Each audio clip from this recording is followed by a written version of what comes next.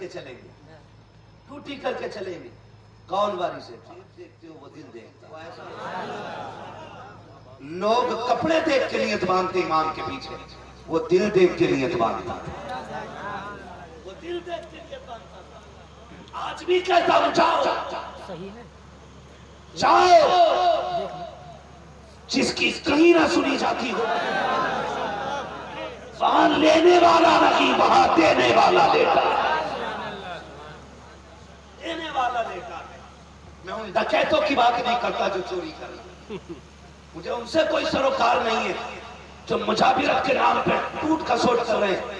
مجھے مطلب اس سے ہے جو دیوا شریف کی زمین کو جنت بنائے لیتا ہے, جس نے جنت بنا رکھی ہے.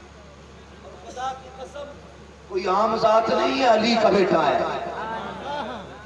علی کا بیٹا ہے. اور علی کے بیٹے کبھی کنجوس نہیں ہوتے. کون دیتا ہے دینے کو منہ چاہیے, دینے والا ہے سچا, دینے والا ہے سچا ہمارا نبی. خدا کی قسم آپ بزرگوں کی زندگی کو دیکھیے, اور آپ سے بھی گزارش ہے ماں بہنوں کو جا کے سمجھائیے گا, ہر ڈھونگی بابا کے چکر میں نہ پڑے. ٹھیک ہے, ہر ڈھونگی بابا کے چکر میں نہ پڑنا. آپ خیال کیجئے گا, کبھی کبھی ایسا ہوتا ہر بابے ممبر کی دعائیں ہوتا کیا ہے, آ کے لوگ کہتے ہیں حضرت جی کئی دن سے بیوی سے نہیں بن رہی ہے, تھوڑے ہمارے ستارے گردش میں چل رہے ہیں. کس نے بتایا؟ فلاں بابا نے کہا آپ کے ستارے ملے ہوئے نہیں ہیں. تو میں نے کہا پھر؟ کہا انہوں نے کہا 11,000 لگیں گے ستارے مل جائیں گے. میں نے کہا اس بابا سے پوچھنا تیرے بھی ملے ہیں کہ نہیں. چلا صبح پٹ کے آیا ہے جھاڑو سے. جس کی اپنی بیوی سے ستارے نہ مل سکے وہ تیری بیوی کے ستارے ملائے گا. اگر ستارے ملوانے ہیں ان اوچے ننگوں کے پاس نہ جاؤ, آؤ صلہ بچھاؤ, اپنے رب کو رو کے دکھاؤ. گھر میں سکون نہیں ہے تو اس سے مانگو, پھر وہ کہے گا اگر سکون چاہیے محبوب کی زندگی پڑھ, تجھے پتا چلے گا میاں بیوی کی زندگی کیسی رہتی ہے. پھر دے خدا کی قسم گھر میں رحمت نہ برس جائے تو بات کیجیے. خدا را یہ علماء دیکھ رہے, ان کی تنخواہیں 5-10 ہزار سے زیادہ ہم دینا ناجائز سمجھتے ہیں, اس سے زیادہ دینی نہیں چاہیے. ایک جگہ امام صاحب جلسے میں تھے, میں نے کہا اتنی جلدی کیوں جا رہے ہو؟ کہا مجھے اپنی امامت پہ بائک سے جانا ہے. میں نے کہا آپ کے پاس تو 4 ویلر ہے, کوہرا تیز ہے, بائک سے کیوں جائیں گے؟ کہا امامت والوں کو پتہ چل گیا میں نے کار لے لی ہے تو میری امامت چھوٹ جائے گی. یہ سچی بات بتا رہا ہوں, میری ڈائریکٹ بات نہیں, کیونکہ مقتدیوں کو امام کی بائک تک گوارا نہیں. میں نے کہا پڑے گئے گزرے مقتدی ہیں, وہ بھی تو بیچارے مقتدی ہوتے ہیں جو اپنے پیسے سے اپنے امام کو مصطفیٰ کا مدینہ دکھا دیتے ہیں. وہ بھی تو مقتدی ہوتے ہیں جو کہتے ہیں جائیے رب کے حرم کی حاضری دے کے آئیے. ایسے بھی مقتدی ہوتے ہیں. تو بھائی میں آپ سے گزارش کروں گا, میں چاہتا ہوں اگر دعائیں لینی ہے پہلے گھر سے اپنے باپ سے دعائیں لے کے نکلا کرو, پھر مسجد کے امام سے دعائیں لیا کرو. اس لیے کہ کم سے کم وہ 5 وقت جماعت سے نماز پڑھاتا تو ہے. پیر صاحب تو 4 بجے سوتے ہیں, 9 بجے نہیں 3 بجے سو کے اٹھتے ہیں, اس کے بعد کھاتے پیتے ہیں. سارے پیروں کی بات نہیں کرتا, اگر سارے ایسے ہو جائے تو بیڑا غرق ہو جائے گا امت کا. کچھ لٹیروں کی بات کرتا ہوں جو اچھے ہیں انہیں عبادت سے فرصت لگی, جو لٹیرے ہیں انہیں لوٹ سے فرصت لگی ہے. اچھے تو ڈھونڈنے سے مشکل سے ملا کرتے ہیں, اگر پہچان کرنی ہے بس اتنا سمجھ لینا جو تم سے زیادہ نماز کو وقت دے وہ سچا پیر ہے, جو تم سے زیادہ عبادت کو وقت دے وہ سچا پیر ہے, جو تم سے زیادہ تسبیح کو وقت دے وہ سچا پیر ہے, جو تم سے زیادہ اللہ رسول کو وقت دے وہ سچا پیر ہے. اس کے قدموں میں گر جانا, اگر وہ راضی ہو گیا تو بغداد والا بھی راضی ہو. تو بڑے تو بہت اللہ سلامت رکھے بچیے. اور ایسے لوگوں کے ہاتھ میں ہاتھ دو جو ہاتھ یہاں پکڑے رشتہ مدینے والے سے جوڑے, رشتہ مدینے والے سے جوڑے. اللہ بھلا کرے ان خانقاہی لوگوں کا. سب کی بات نہیں کر رہا میں، پھر کہہ رہا ہوں بار بار، اور کوئی اپنے اوپر لے جائے تو مسئلہ ہی کوئی نہیں، جس میں کھوٹ ہوگی وہی کسی آئے گا، برا مت ماننا۔ آپ سے ایک سوال ہے، کڑوی سچائی، میں ایک مزار پہ حاضری کے لیے گیا، ولی غلط نہیں ہوتے جو مزار میں لے گئے، یہ جو بعد میں ٹھیکیدار رہ جاتے ہیں نا کچھ معاملے کو تو یہ خراب کر دیں۔ شیشے کی گولک کی اتنی اونچی اور تقریباً یہ سائز اس کا ہوتا، چوڑائی کا اتنی موٹی، اس میں نوٹ رکھنے کی جگہ نہیں، لوگ نہ ڈال کے لکڑی سے پوچھ رہے تھے، لکڑی سے پتہ نہیں کب سے کھلی نہیں ہوگی۔ میں کبھی سوچتا ہوں ہماری قوم بڑی عجیب ہے، جہاں ضرورت نہیں ہے وہاں زبردستی ڈال کے آتی ہے، جہاں ضرورت ہے وہاں مانگنے پہ لیتے ہیں۔ سچ بتانا، وہاں اتنا پیسہ جہاں کوئی ضرورت نہیں ہے تم زبردستی ڈال کے آتے ہو، اور مدرسوں میں جہاں اللہ اور اس کے رسول کی تعلیم دی جاتی ہے وہاں 6 مہینے علماء کی تنخواہیں ادھار ہو جاتی ہے۔ ہمارا دل نہیں چاہتا کبھی مدرسے میں جا کے ان کی خدمت کریں جنہوں نے قرآن ہم تک پہنچایا ہے؟ بتائیے، مدرسوں میں علماء بیٹھے ہیں ہاتھ پہ ہاتھ رکھ کے، تنخواہیں ادھار ہوتی جا رہی ہیں، انہیں دیکھنے والا کوئی نہیں، اور یہاں ایک چادر اترتی نہیں، دوسری اترتی نہیں، تیسری اترتی نہیں، چوتھی اترتی نہیں، چٹا لگ گیا چادروں کا۔ میں نہیں کہتا ان کے نام پہ مت لوٹا، مگر میرا دل تو یہ کہتا چل ایک چادر مارکیٹ سے خرید، روح کر دیوا شریف کی طرف، کہ مختوم سے کہ سرکار یہ آپ کے نام کی چادر ہے، یہ میں مدرسے میں پڑھنے والے قرآن والے کو دینے جا رہا ہوں۔ خدا کی قسم وہ اسے لپیٹ کے بیٹھے گا، اور جب قرآن کی تلاوت کرے گا تو صرف کرم مدینے سے نہیں، بغداد والا بھی کرم کرے گا، نجف والا بھی کرم کرے گا، کربلا والا بھی کرم کرے گا، اور جب یہ سارے کرم کریں گے خدا کی قسم کعبے والے کا بھی تیرے اوپر کرم ہونا شروع ہو جائے۔ زندہ باد، زندہ باد، حق ہے، یہی تو مسئلہ ہے۔ بہت خوب، کیوں نہیں بتاتے مجابر اس بات کو؟ حق ہے، باقی تو سارے مسائل اٹھا کے آگے پھرتے ہو، یہ مسئلہ کیوں نہیں بتاتے؟ ایک چادر سے زیادہ ڈالنے کی اجازت نہیں ہے، کیوں نہیں بتایا جاتا؟ دکان بندی ہو جائے گی۔ سن بھائی، اللہ والے وہ نہیں ہوتے جو لوٹ کے کھایا کرتے ہیں، اللہ والے ہوتے ہیں جو اپنے آگے کا اٹھا کے کھلایا کرتے ہیں۔ مزاج بنائیے ایسا، اور سنیں ایک غریب آدمی کو تو میرے محبوب نے فرمایا سخی اللہ کا دوست ہوتا ہے۔ سخی بولے آپ لوگ، میں نے چال کر نہیں تھی، مائک تھا یا نہیں تھا، اور مجھے اس سے مطلب بھی نہیں، میں اس کے کرم سے نہیں، میں مدینے والے کے کرم سے بات کر رہا ہوں۔ یہ رہے گا زبان تب بھی چلے گی، نہ رہے گا تب بھی چلے گی، ہمیں باتیں ان کی کریں گے۔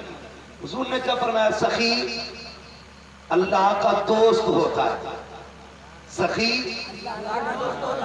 یہ سبق یاد کر لیجئے چھوٹے بڑے سب، سخی یاد ہے نا تین صاحب، سخی کبھی کبھی آپ بھی کسی کو دوا فری دیا کریں انشاءاللہ، پھر دیکھیے اللہ کتنی برکتیں عطا فرمائے۔ میں یہ سچی بات کروں گے کہ نیت انما الاعمال بالنیات، عمل کا دار و مدار نیت پہ ہوتا ہے۔ ایک بندے سے لوگوں میں ایک بندے کی ولایت کا چرچا بہت ہوا، پتہ چلا فلاں شخص ولی ہے، اس کی تلاش کرتے کرتے جب پہنچے لوگ ملنے کے لیے تو وہ جوتی پہ پالش کر رہا تھا۔ اس سے پوچھا یار تو ولی کیسے ہو گیا؟ اس نے کہا بس حضور کی نسبت نے ولی بنا دیا۔ بولے یار ذرا سبحان اللہ، حضور کی نسبت نے ولی بنا دیا۔ سنے سارے لوگ، حضور کی نسبت نے ولی بنا دیا۔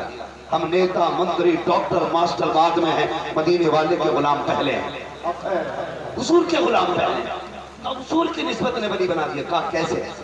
اس نے کہا جب کوئی جوتا پالش کرانے آتا ہے نا تو 50 پیسے جوتا پالش کے لیے، میں پہلے 50 پیسے کا جوتا پالش کر دیتا ہوں، پھر اگر دیکھتا ہوں نا میرے محبوب کا غلام ہے، کہتا ہوں 2 برش اور زیادہ مارتا ہوں، کیونکہ یہ بھی اسی نبی سے پیار کرتا ہے جس سے میں پیار کرتا ہوں۔ کہا بس 2 برش زیادہ مارنے میں مجھے اللہ کا ولی بنا دیا۔ ان کی نسبت کا لحاظ کیا کرو، اللہ ولی بنا۔ ان کی نسبت کا لحاظ کیا کرو، اللہ ولی بنا دے گا۔ میں نے کہا جو سخی ہوتا ہے وہ اللہ کا۔ اب دیکھو صاحب بڑے بھائی، ابھی کے لوگ زیادہ بول رہے ہیں، اب مسئلہ آپ کا ہے، میں تو اسے دو حصوں میں نہیں بانٹوں گا، میں تو جانتا ہوں پوری کائنات میرے مصطفیٰ کی، پوری کائنات میرے مصطفیٰ کی۔ سخی اللہ کا دوست ہوتا ہے، تو ہم جیسا غریب آدمی اگر اللہ سے دوستی کرنا چاہے تو عبادتیں مہینوں مہینوں کرے گا، تب جا کے اللہ کا قرب ملے گا۔ اور اگر امیر ایک بار دروازہ کھول دے اور امت کی ضرورتیں پوری کرنا شروع کر دے، خدا کی قسم چند دنوں میں اللہ کا دوست بن جائے گا، اللہ کا دوست بن جائے گا۔ اور یہ خیال آتا ہے کبھی کبھی جب ہم سگنل پہ جاتے اور نقاب میں کوئی اسلام کی شہزادی کھڑکی آ کے بجاتی ہے نا، بچہ گود میں دیکھتے وہ ہاتھ پھیلاتی ہے، خیال آتا ہے کاش اگر امت کے امیروں نے وقت پہ زکوٰۃ دی ہوتی نا، آج امت کی شہزادیاں روڈ پر بھیک نہیں مانگتی۔ برا نہ مانیے گا، میں ایک بڑی بات کہنے لگا ہوں، لگے کسی کو بری لگے مگر بات کڑوی اور سچی ہے۔ اگر امت نے صحیح وقت میں زکوٰۃ دی ہوتی آج بیٹیاں روڈ پہ بھیک نہیں مانگتی۔ نقیب صاحب ذرا توجہ فرمائے تھوڑی میری طرف۔ اگر زکوٰۃ ان کے حقداروں کو پہنچ جاتی تو آج بھیک مانگنے کی نوبت نہیں آتی۔ کچھ جگہوں پہ جانا ہوتا کہتے بڑا کڑوا بولتا ہے، میں پیروں کی مخالفت نہیں کرتا، میں بھی کسی پیر کا غلام ہوں، میرے پیر کو دنیا کا جو شریعت میں رضا ہے۔ سبحان اللہ کا شکر ہے کوئی مدہ میلوا پیر نہیں لیا اپنا، ڈٹ کے چھان پھٹک کے پیر نکالا، بہت تلاش کیا۔ میرے مرشد اس بیعت کو تاج الشریعہ کہا جاتا ہے، اور میرے مرشد اجازت کو رئیس الاتقیاء سید اویس مصطفیٰ کہا جاتا ہے۔ دونوں کا جواب نہیں ہے، اگر ہو تو بندہ کوئی لا کے دکھائے۔ سنیں بہت غور سے جو میں کہنا چاہتا ہوں، زکوٰۃ حق تھا غریبوں کا، لیکن یہاں تک تو تکلیف نہیں ہوتی تھی، آپ آتے تھے پیر صاحب نذرانہ لے جاتے تھے، لیکن اب دکھ ہونے لگا، نذرانہ بھی آپ کا، فطرانہ بھی آپ کا، زکوٰۃ بھی آپ کی، خیرات بھی آپ کی ہو گئی، سارے ہی آپ لے جانے لگے۔ کم سے کم امت کے لیے زکوٰۃ تو چھوڑ دو۔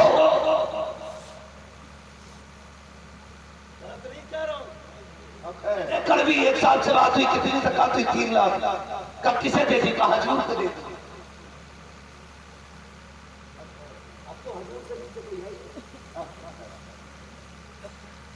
ہاں اللہ خیر فرمائے، اگلا جملہ کون سا آنے والا ہے؟ کسے دے دی زکوٰۃ؟ حضور کو دے دی۔ میں نے کہا ذرا ایک بات بتا، کتنی تھی؟ کہا 3 لاکھ۔ میں نے کہا تیری بستی میں کوئی بیوہ نہیں تھی، کوئی یتیم نہیں تھا؟ یار جہاں 100 گھر ہوتے ہیں ان میں بھی غریب لوگ نکل آتے، اس کے آپ لوگ گواہ ہوں گے۔ ہر بستی میں ایک نہ ایک ایسا شخص ہوتا ہے جس کے گھر عید کے دن بھی سوئیاں نہیں بنتی۔ بولو ہوگا کہ نہیں ہوگا؟ میں جس گاؤں میں رہتا ہوں، بہت بڑا گاؤں ہے میرا، 10,000 سے اوپر آبادی ہوگی۔ میں یہ نہیں کہوں گا وہاں کتنے غریب ہیں امیر ہیں، لیکن اتنا جانتا ہوں ہر گاؤں کے اندر ایک نئے غریب ہوتا ہے۔ میں نے اس سے کہا یار بتا تو سکی کہ تیرے گاؤں میں بیوہ نہیں ہے، تیرے گاؤں میں یتیم نہیں تھا، تیرے گاؤں میں غریب نہیں تھے؟ کہا تھے تو۔ کہا میں نے کہا انہیں زکوٰۃ دی؟ کہا ان کو نہیں، مجھ سے حضرت نے کہا تھا جتنی زکوٰۃ وہ ہمیں دی جائے۔ میں نے کہا یار ایک بات بتا دے، تو نے اپنے حضور کو زکوٰۃ کس لیے دی؟ اس لیے تو ان کی لسٹ میں تیرا نام آ جائے اور تجھے پہچان جائے، اور تو فخر سے کہنے لگے کہ تو فلاں کو جانتا ہے، فلاں تجھے جانتا ہے، اس لیے تو نے 3 لاکھ اٹھائے اور حضور کے کھاتے میں ڈال دیے۔ کیا نہیں اچھا ہوتا ان 3 لاکھ کے 6 حصے کرتا، ایک بیوہ کا گھر تلاش کرتا، یتیم کا دروازہ دیکھتا اور دیکھتا جس کے گھر میں عید کی خوشیاں نہیں ہے، تلاش کرتا جس کے گھر میں کھانے کو نہیں ہے۔ کون سا گھر ایسا ہے پورے سال جس میں گوشت نہیں بنتا ہے؟ کون سا گھر ایسا ہے جس میں 1 سال تک بچوں کو کپڑے نہیں بنتے ہیں؟ 50,000 اٹھا کے جا کے اس غریب کی چوکھٹ پہ ڈالا تھا۔ میں جانتا ہوں تو نے 1 لاکھ اس لیے پیر کو دیے تاکہ پیر راضی ہو جائے. خدا کی قسم کھا کے کہتا ہوں اگر بیوہ اور یتیم کو دے دیتا تو اس سے پیر راضی ہوگا, اس سے مدینے والا مصطفیٰ راضی ہوگا.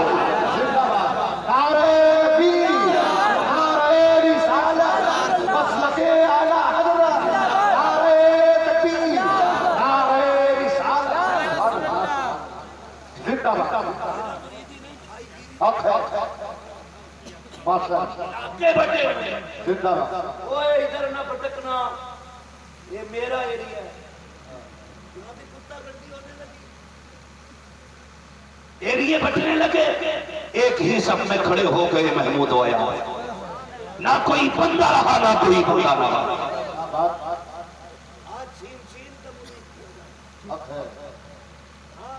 دیکھ میرے اعلیٰ حضرت کو, پہلے پہنچے تھے علامہ فضل الرحمان گنج مراد آبادی کے یہاں پہ. کیوں آئے ہو؟ بیعت کے لیے. شاید اگر آج کا کوئی ہوتا میں کہا موقع چھپٹ لو. نقی علی کا بیٹا ہے, رضا علی کا پوتا ہے, گھیر لو. لیکن کتنے بڑے دل والے لوگ تھے, وہ اہل دل تھے. کہا احمد رضا تمہارا حصہ یہاں نہیں ہے, تمہارا انتظار کوئی مارینا میں کر رہا, زندہ باد مارینا شریف میں کر رہا. یہ اہل نظر لوگ آج جھگڑے ہو رہے, سی آئی ڈی لگے پڑے تھے, کوئی اپنا بندہ کدھر جاتا کر کے رکھ دیا امت کا بے غیرتوں نے. آج امت تباہی کے دہانے پر ہے.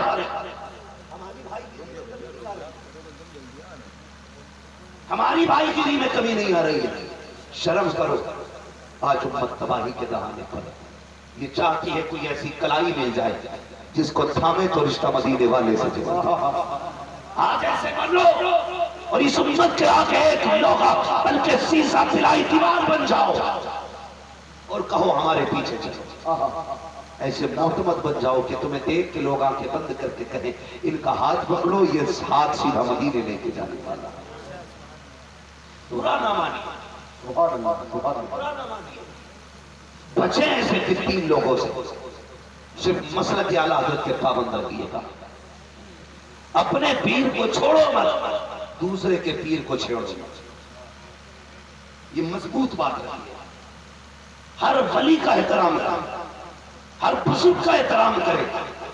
جو ادب والے ہوتے ہیں وہ خوش نصیب ہوتے ہیں, جو بے ادب ہوتے ہیں وہ کم نصیب.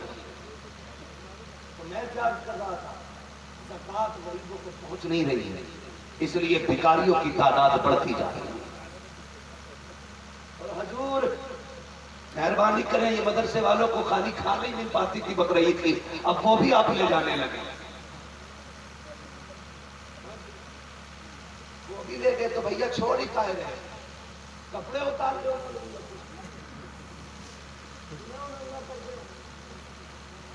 یہ جو 3 بجے اٹھ کے قرآن پڑھتے اور پڑھاتے ہیں, یہ 10 روپے کی رسید لیے گھوم رہا ہے.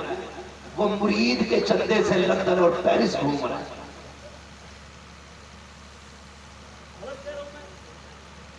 مشکل بات ہے قسم خدا کی, پیر کی دعا سے مرید تو امیر نہ بن سکا, البتہ مرید کے نذرانے سے پیر کروڑ پتی ضرور بن گیا.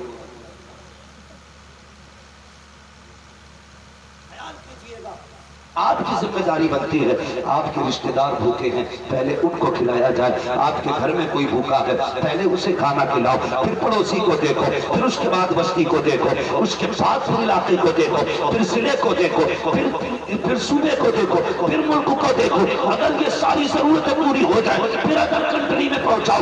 یہ اسلام کی خوبصورتی نبی تو کیا ہے, تم اپنے دروازے پہ اپنے سگے بھائی کو دیکھنے تیار نہیں. میرے نبی کے چولہے پر پہلی بات تو مدینے آگ نہیں جلتی تھی اور کبھی کبھی گوشت بن جاتا. محفوظ کہتے تھے عائشہ ذرا شوربہ بڑھا دو, خدیجہ ذرا شوربہ بڑھا دو.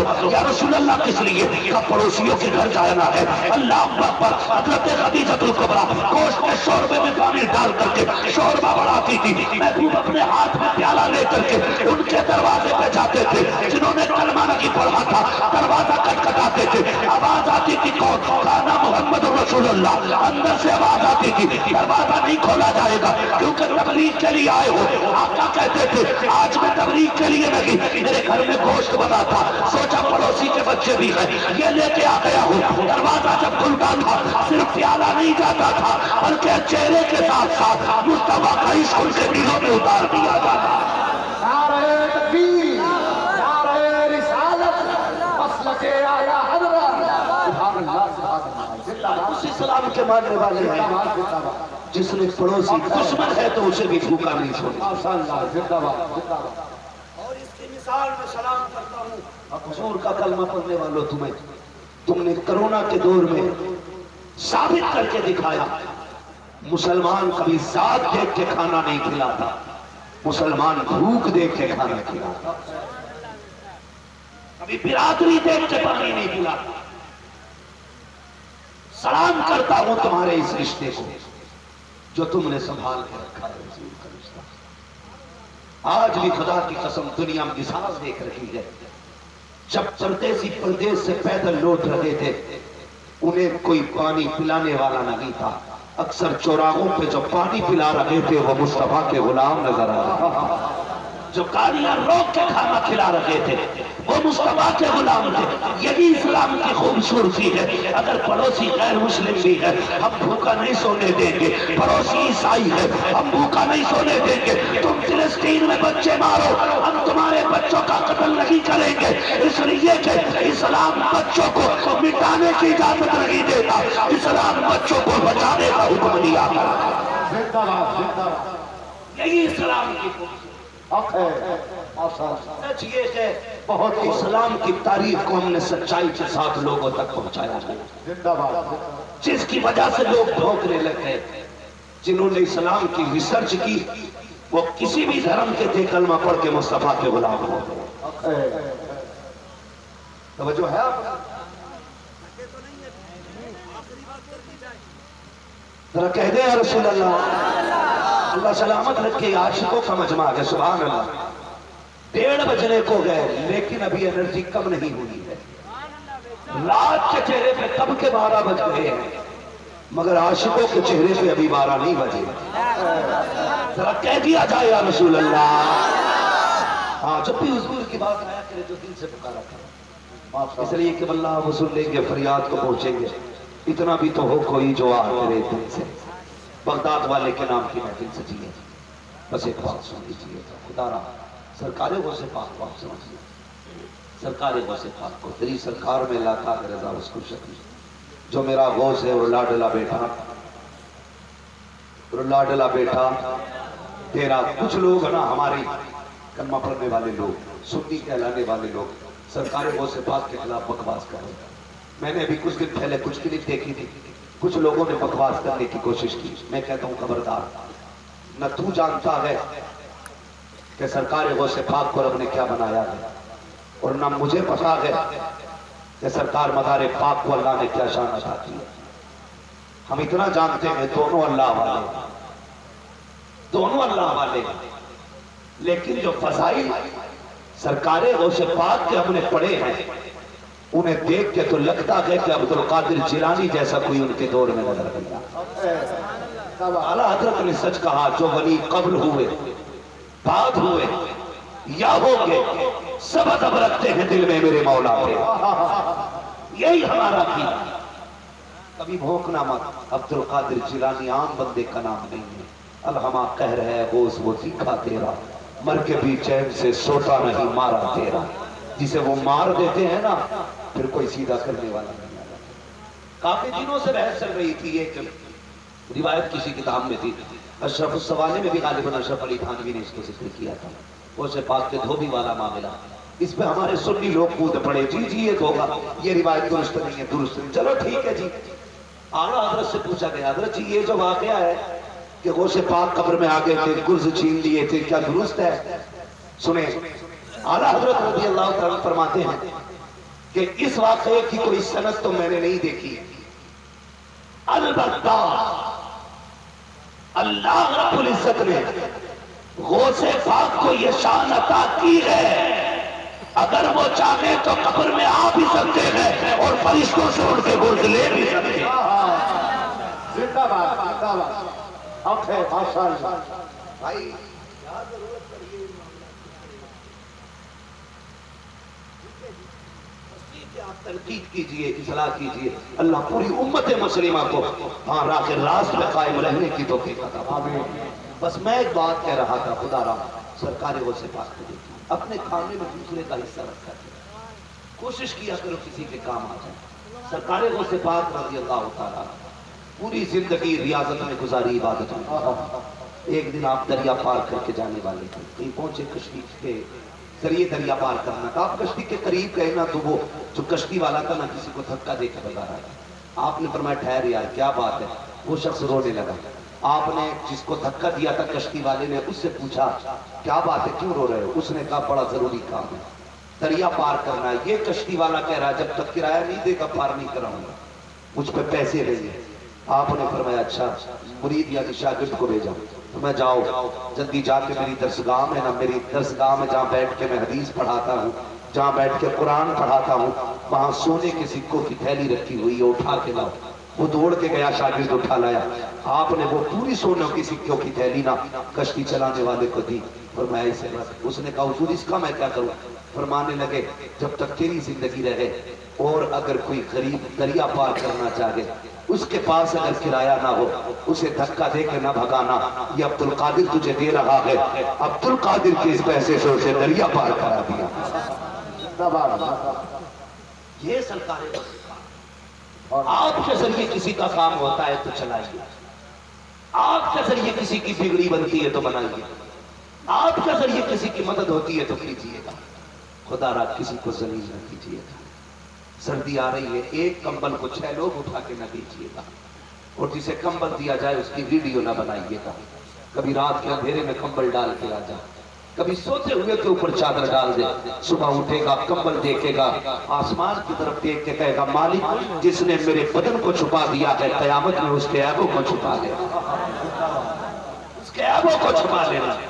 تم رات کے اندھیرے میں